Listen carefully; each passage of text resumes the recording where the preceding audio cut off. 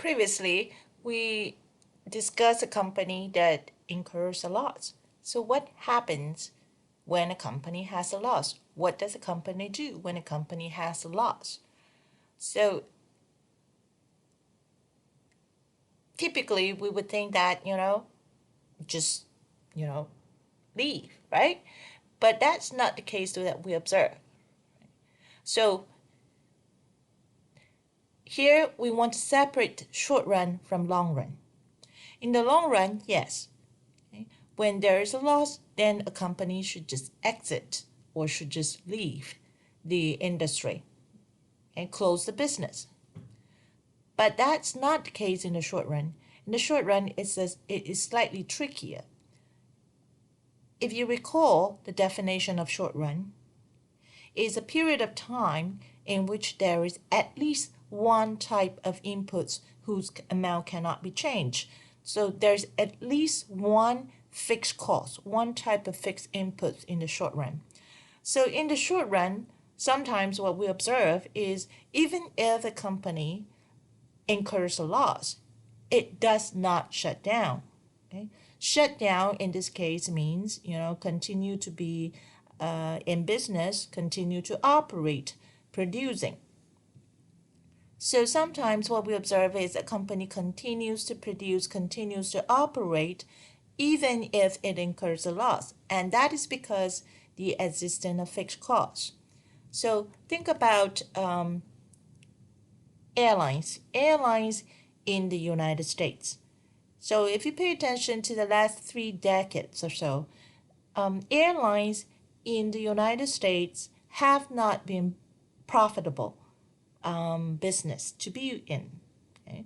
So in almost every decade, 1980s, 1990s, and 2000s, we saw airlines filing Chapter 11 or Chapter 7. Chapter 7 is when this company wants to be completely out of the business. So that means it doesn't want to be an ongoing concern anymore. It doesn't produce anything. It doesn't serve its customers anymore. But a lot of times what we see is airlines file Chapter 11. Chapter 11 is when they decide to talk to their creditors to renegotiate or restructure the loan and so on and so forth. And as a result of these failures, we see a lot of consolidation in the industry. This airline merged with the other airline. That airline merged with the other airlines. I lost count of it. Okay, so it's not a very easy business to be in. A lot of these airlines, throughout the last 3 decades, they incur massive losses, massive billions and billions of losses. But we hardly notice it as a passenger, right? So because we still buy, tickets to fly on these airlines, even if they were in trouble. Okay? So they were incurring billions of losses. What that means is these airlines did not shut down, even if they incur massive losses. So why is that the case? Right? So when you think about airlines, if it is incurring a big losses, so if it wants to shut down, if it doesn't want to serve customers anymore, if it doesn't fly any planes anymore, so that means it will have to get rid of fleets of airplanes. Is it easy to get rid of fleets of airplanes? Is it easy to find buyers for a fleet of airplanes? No, right? So it's not easy. So in this period of time where airlines are looking for buyers or having difficulty looking for buyers to buy a fleet of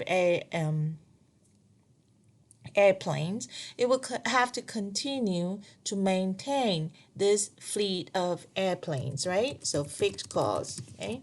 So what are some of the fixed costs? The maintenance of the maintenance of the fleet, right?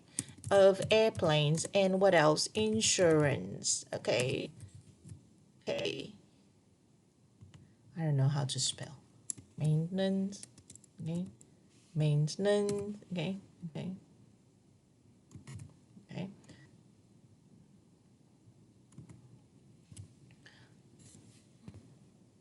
Okay, so and then we have insurance, these, have can have to be paid up as long as you are in the business, and the rent for the runway, right? And then rent for the runway, rent for the counter, regulatory fees, right? Regulatory fees, very expensive. Okay, so as long as it's in the business, they will have to pay all these fixed costs. Okay, and if airlines decide to shut down, not fly the airplanes, so just let the planes lie on the ground. Okay, so what are some of the costs, variable costs, that it can avoid? Okay, so if it doesn't fly the plane, it doesn't have to pay these costs. So these costs will only apply when they fly the planes, when they don't shut down. Okay, so what are some of the variable costs? So if airlines continue to fly the airplanes and pick up passengers, what they will have to incur is what? The crew, right? The crew salary, right? Okay. The flight crew salary, the flight crew salary. And then what else? One of the key variable costs that carries a huge chunk of the cost is fuel. Okay. And then what else? The beverages and food on board. Well, these days they don't feed us much, do they? I mean, peanuts, right? Okay, but you're lucky if you get peanuts for free. But anyway, you know, it's still food, right? And beverages, okay? And then, so these are the variable costs, okay? Some of the examples of the variable costs. If airlines continue to operate, so do not shut down. So the cost benefit analysis requires the airline to compare these two payoffs and pick the options that will maximize the payoff. So payoff, you can think of payoff as reward or return. Okay.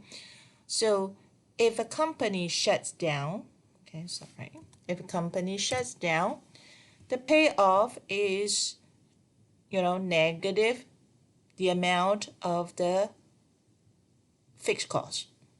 So basically, if a company shuts down, well, this company is incurring a loss anyway. Okay, so because if it's not incurring a loss, we're not discussing whether it should shut down or not at all. So it is incurring a loss anyway. Our question here is which option will give it the lowest or the smallest loss. So if a company shuts down, okay, it will lose the fixed cost. Okay, so it will have to continue to pay the fixed cost. So if it shuts down, so in the case of airline, for example, it doesn't sell air tickets, so it sells nothing. There is no revenue. And then it incurs no variable costs, okay, because it doesn't fly the plane, so it doesn't have to pay the variable costs. So all it has to lose is the fixed costs. If a company does not shut down, so in the example of the airlines, if it does not shut down, it will continue to sell air tickets, so it will receive a certain amount of revenue, and then of course it will pay the fixed cost. In the meantime, it will also have to pay the variable cost, because if it continues to sell air tickets, continue to fly passengers, it will have to pay the flight crew, it will have to pay the fuel, and so on and so forth. So this will be the payoff if a company does not shut down.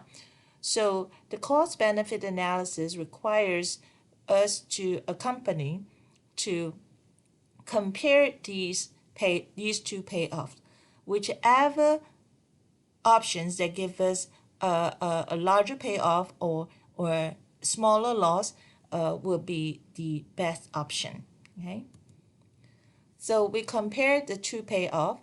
So if the payoff of shutdowns is greater than the payoff of not shut down, then the company should shut down. Okay. So this is a payoff of shutting down, and this is a payoff of not shutting down. So when we compare these two, okay, so to simplify things a little bit, you can see that we can cancel out these two, right? They are on both sides, so cancel this out and rearrange this in equation a little bit. Then you get this condition. So when the total revenue is less than total variable cost, then it should shut down. Okay, so that's the shutdown condition. That's the shutdown rule. So in the case of airlines, for example, so if an airline flies passengers, sells tickets and flies passengers, and the airfares that it collects, the total revenue that it collects, is not even enough to pay the variable cost, then it will be better off shutting down. Just let the planes lie on the ground. Okay? Because when the total revenue is less than total variable cost, not only that the airfares, the revenue is not enough to cover the variable cost, it will have to, pay the fixed cost too. Okay, so an alternative way, an alternative expression of this condition is that, well, let's play with it a little bit. Divide both sides by the quantity of output. So what we get here on the left-hand side is actually the average revenue. Average revenue by definition is simply the price, because the revenue that you get from selling each unit is the price. And then we have the average variable cost. Okay, total variable cost divided by quantity. So an alternative expression of the shutdown rule is when the price is less than the average variable cost, then the company should shut down. Okay. So here's the opposite case. So when we compare two payoffs, if the payoff of shutting down is less than the payoff of not shutting down, then we should not shut down. Okay. So very similar to what we have just done. Okay, so you simplified the equation a little bit, What we get here is when the total revenue is greater than total variable cost, then this company should not shut down. So in the case of airlines, for example, so if it continues to fly planes and sell air tickets, if the total revenue is more than enough to cover the variable cost, so whatever that is left over can be used to pay off the fixed costs. So that means we are able to minimize the loss that way. Okay, so if that's the case, then the company should not shut down, even though it incurs a loss. Similarly, we can find an alternative expression when the price is greater than the average variable cost, then the company should not shut down.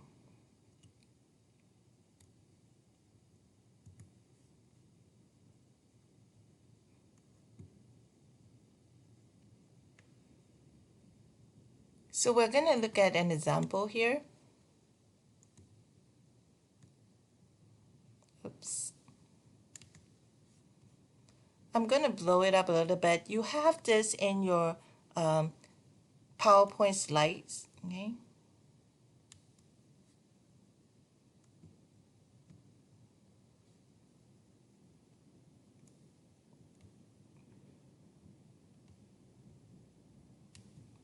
So I'm not going to linger on too much on the numbers, but you can easily derive these curves using the numbers from the table. Okay? So this is the demand curve, okay, which happens to be a marginal revenue curve too, because this is a perfectly competitive firm. And then we have the yellow line here as the marginal cost curve. So as we have previously shown, so the cross between these two, that's when the marginal revenue is equal to marginal cost, will give us the optimal output level. So in this case, it's actually a loss minimizing output level because we are incurring a loss here, as we have previously shown. Okay? So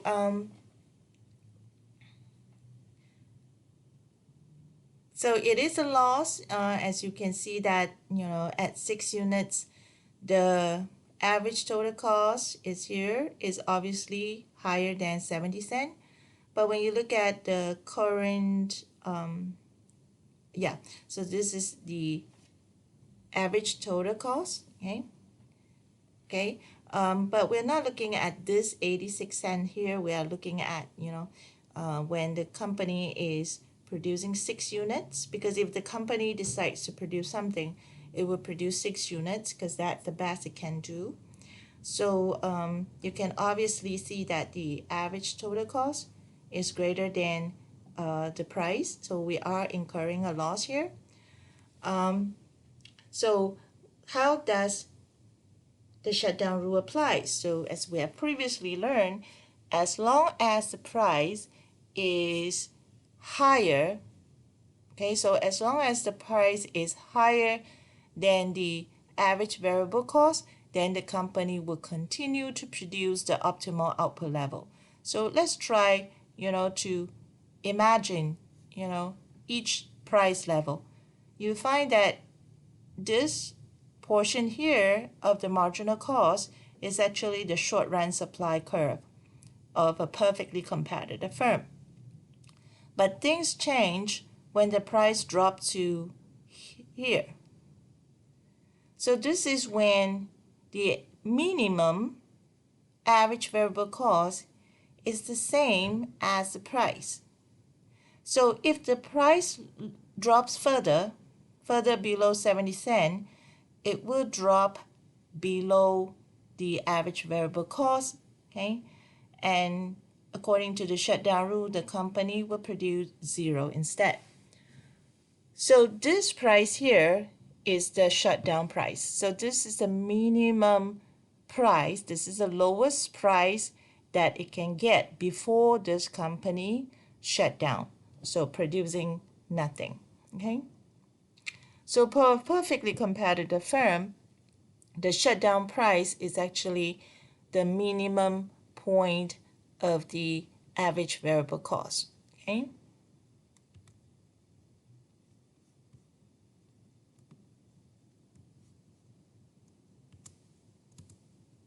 So the minimum point of the average variable cost, the minimum average variable cost in other words, okay? So that's the short run phenomena. Okay? In the long run, okay, if a company is incurring a loss, then it will exit. Okay? So whether it is a loss or a profit, first we have to determine which is the break-even price in the long run for a company. For a perfectly competitive company, the break-even price in the long run exists when the price is equal to the minimum point of the average total cost curve. Okay? So for those of you who have taken accounting, you know that when the company breaks even, that means the total revenue is the same as the total price. So that simply means the price is equal to the average total cost at the break even. Okay? So let's look at a perfectly competitive firm here. So let me blow it up a little bit.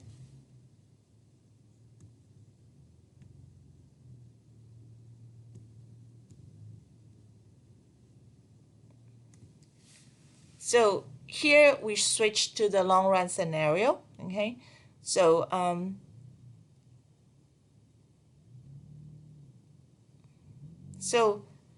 whenever the price is above the average total cost, okay, then that's a positive profit, right?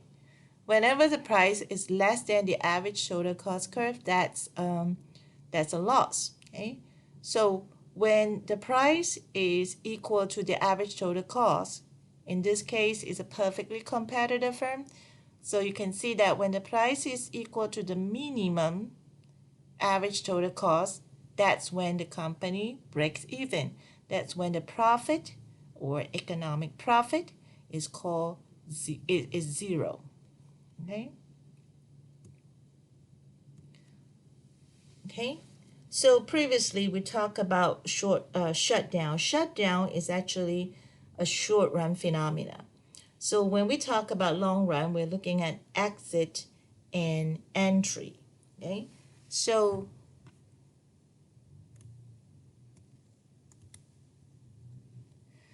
we talked about break even just now. Break even is when a company has zero profit. We are in an economics class, so when we talk about profit, unless we are otherwise told, we mean economic profit. Okay? So entry and exit occur whenever firms are earning more or less than zero profit or zero economic profit. Okay? So in some textbook, you see the words normal profit. In fact, normal profit simply means normal accounting profit. Okay? So if firms are earning more than normal profit or above zero economic profit or positive economic profit, then we should see firms come into the industry. And previously we talked about a perfectly competitive industry having easy exit and entry, so it's very easy to enter the industry. If a firms are earning less than normal profit or negative economic profit, okay, so let me just put it here, positive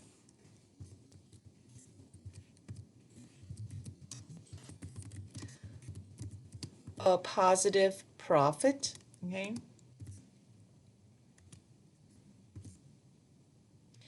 other firms will have an incentive to enter the market. So if a company is earning a less than normal profit, which is negative profit or negative economic profit, then the firms in the industry will have an incentive to exit the market. So let's look at this case here. Okay. So initially, this is our demand curve in the market. This is the market demand curve. But for some reason, the demand for this product increases. So we have a larger demand curve. We have an increase in demand curve, D2. So initially, this is a price. Okay. So this is a price. Okay. So this is the initial price. This is when the price is exactly equal to the average total cost. So this is when each individual perfectly competitive firm breaks even, no profit, no economic profit, okay? Zero economic profit.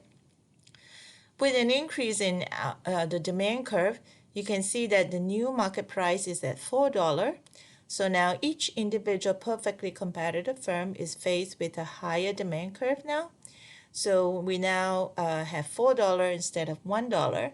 At $4, you can see that each individual perfectly competitive firm in the industry now has non-zero profit. It has positive profit or above normal accounting profit. Okay, so this is a positive profit or positive economic profit. Okay, positive profit. So this will not last long in a perfectly competitive industry because it is very easy to enter this industry. So because it is very easy to enter industry, when outsiders see this abnormal profit or above normal profit or positive profit or positive economic profit, then they will come into this industry. So what we will see here is an increase in the number of sellers, increase in the numbers of competitors or firms in this industry. This process will continue, okay, until the price is driven down back to $1. Okay, so we will continue to see this until this price is driven down to $1. Okay, and then now each individual firm has a slightly larger quantity of output, and then once again they will end up with zero economic profit. Okay, so because the price drops back down to $1 as new sellers come in and drive down the price. Okay, so you can do the same thing for a company, for a perfectly competitive industry or a perfectly competitive company that incurs a loss. You see, you find in the long run that will not last long either, because the existing companies will leave the industry and the market supply would decline, and that would drive up the price so that it will be equal to the average total cost again, leaving each company with no loss, so zero economic profit. Okay, so that would be the long run equilibrium for a perfectly competitive firm. So to summarize a little bit, okay, what we have observed is that a perfectly competitive firm produces where the marginal cost equal the price. For other firms, in general, we would just say marginal cost equal marginal revenue, right? For a perfectly competitive firm, you have a peculiar feature. You can say a perfectly competitive firm produces where marginal cost equals to marginal revenue, but because we know that marginal revenue is equal to price for a perfectly competitive firm, we can also find that a perfectly competitive firm produces where marginal cost is equal to price. And as we have just seen, in the long run, a perfectly competitive firm will produce where the price is equal to the minimum average cost in the long run. So each perfectly competitive firm in the long run is left with zero profit or zero economic profit. Okay? So economically, in the long run, no one could be made better off without making someone else worse off. So that's the best. That's the best outcome that can be possibly achieved. So a perfectly competitive market structure is often referred to as a market structure that achieves economic efficiency, the most efficient market structure. So that's one of the reasons why policymakers strive to have as much competition as possible.